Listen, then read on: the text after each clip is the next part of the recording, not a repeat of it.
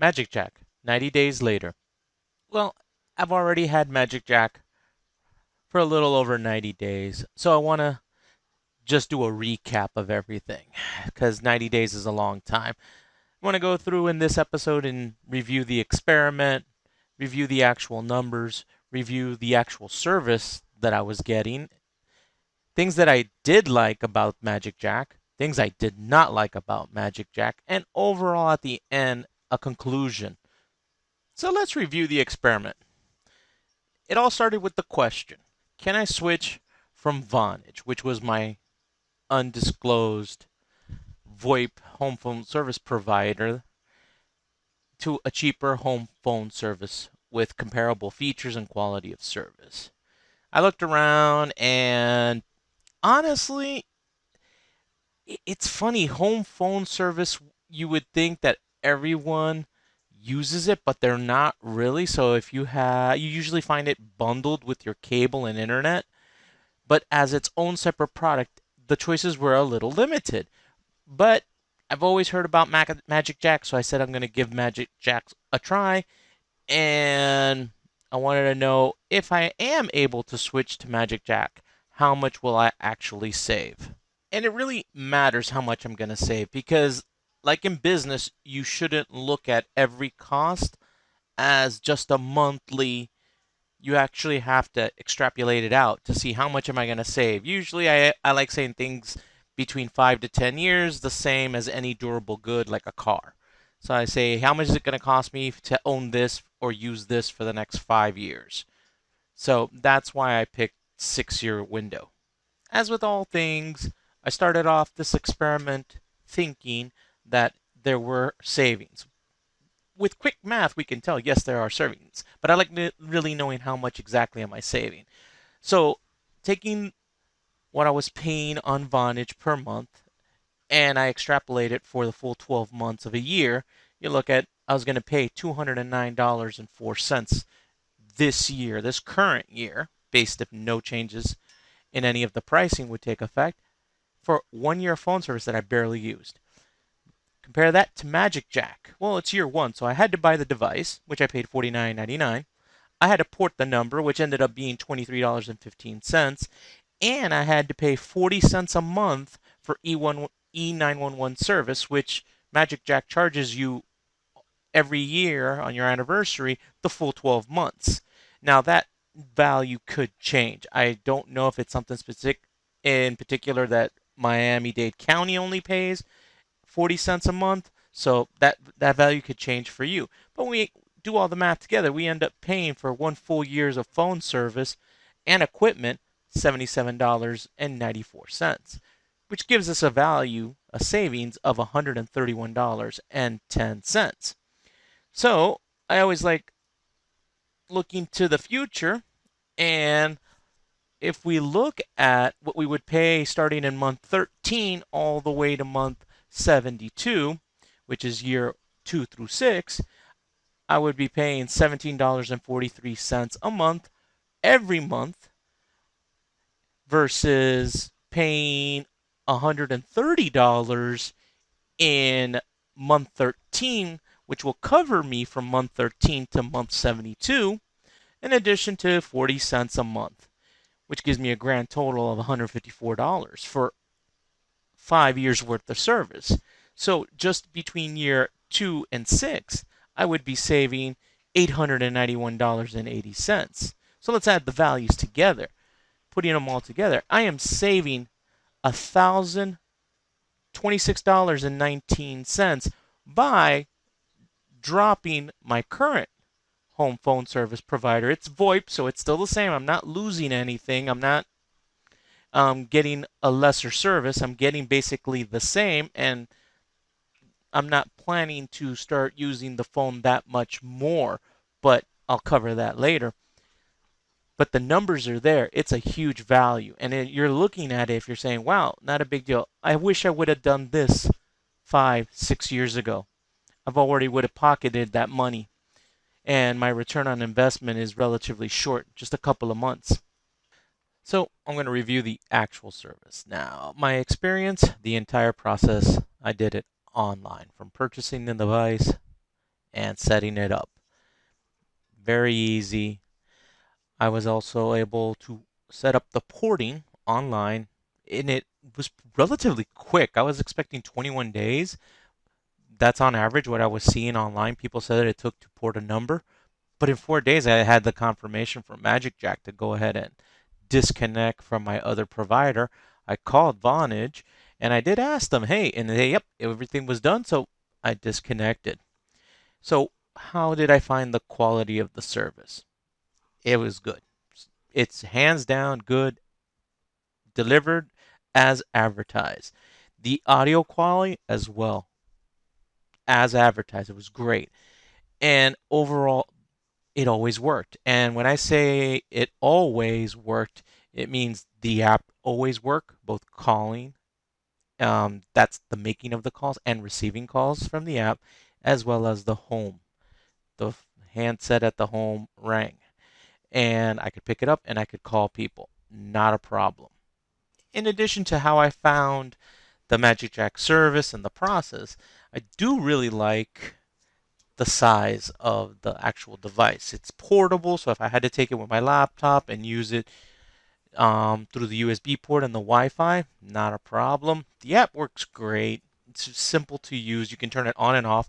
So if you're using it for, let's say, a small business that you're selling things on eBay or something like that, and you want to basically disconnect, you can just swipe it and turn it off.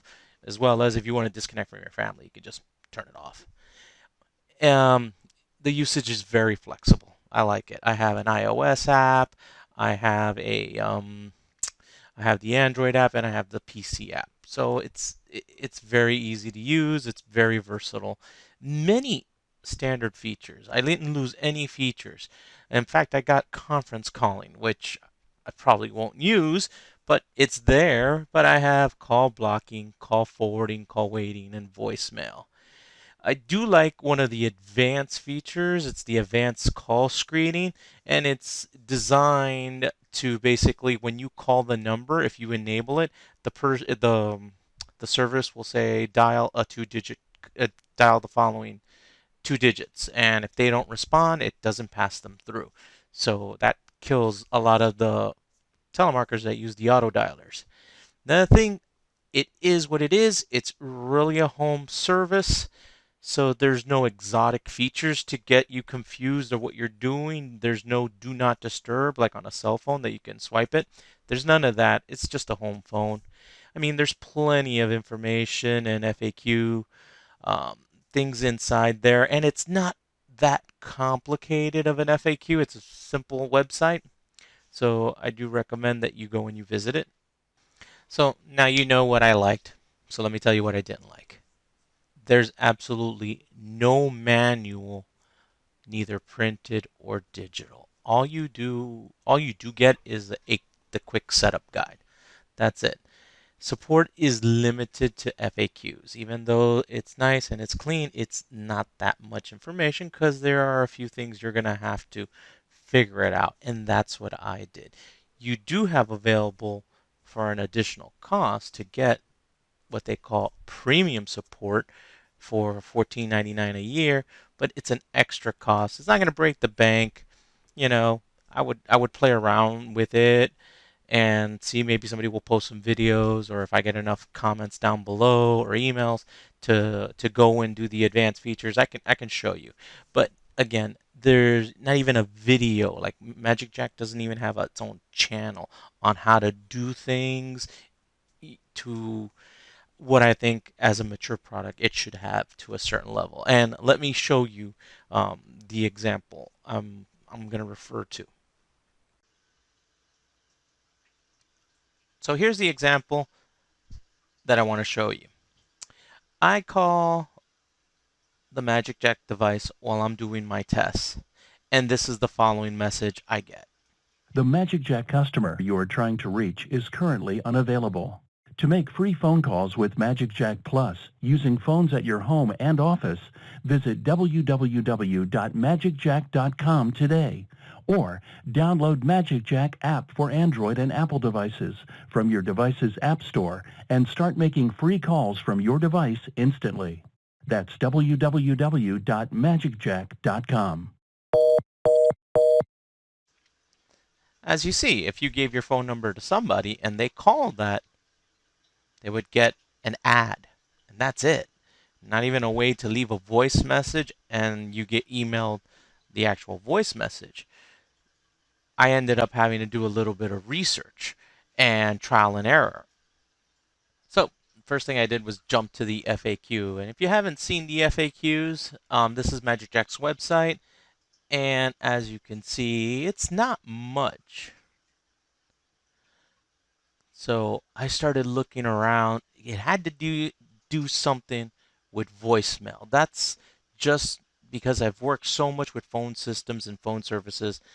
To me, it would be most logical thinking about it as an engineer. Where would I put a message that can be left like a greeting? Would be under voicemail and the way you handle voicemails. And I just started clicking around, and all of a sudden, this one popped out. Record unavailable message. I didn't understand what unavailable meant. So I went to the magicJack and I noticed it was unplugged.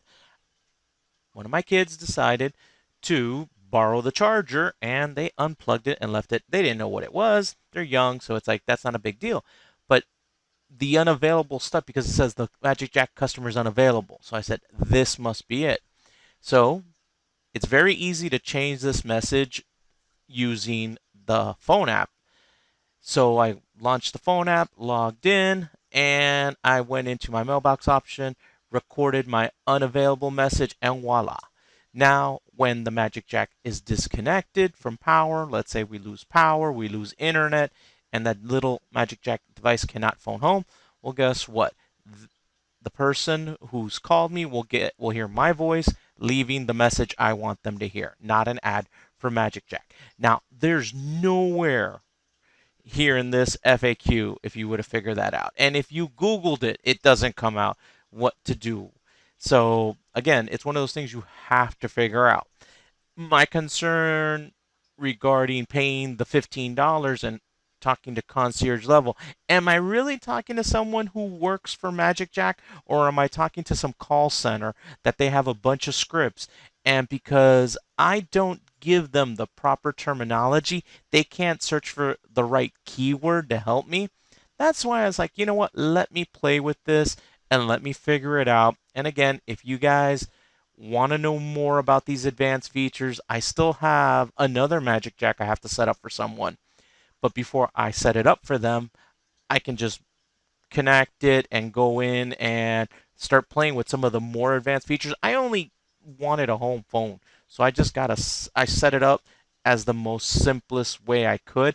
There's a few more extra bells and whistles we can activate, but I didn't want to play with those, so I haven't even used them. But if that's something you guys would like to know, let me know, and if enough people want it, we'll go ahead and we'll make a video out of it. So the conclusion, I really like it. I forgot how wonderful actually having a conversation over the phone was, a proper phone. Cell phones just don't, especially I have an iPhone, it's boxy. It doesn't lead to good conversations. Even when I use my Bluetooth headset, I don't like it. So I really did find myself calling more friends, talking more times, and actually promising to call them more often because it was a nice experience holding a standard size unitasking cordless phone. I honestly haven't made as many conversations over the last, I would say, 10 years, as well as I ended up buying a new headset, a new handset that's cordless phone system, just so I can use the system more. Actually, my wife is even getting into it, and I do really, really, really do like the magicJack service. I like it so much. Like I said, now my wife, I got her phone on it, and I'm recommending it to my parents. I'm bought another one that I'm gonna use when I travel. So overall, for at least my opinion, thumbs up on magicJack. So now you know about my experience with magicJack. So go out there and call someone special. So I hope you liked this video. If you did, please smash the like button, subscribe to my channel, as well as hit the notification bell to be informed the next time I post another video, as well as spread the word. Share this with one friend. Until next time, bye-bye.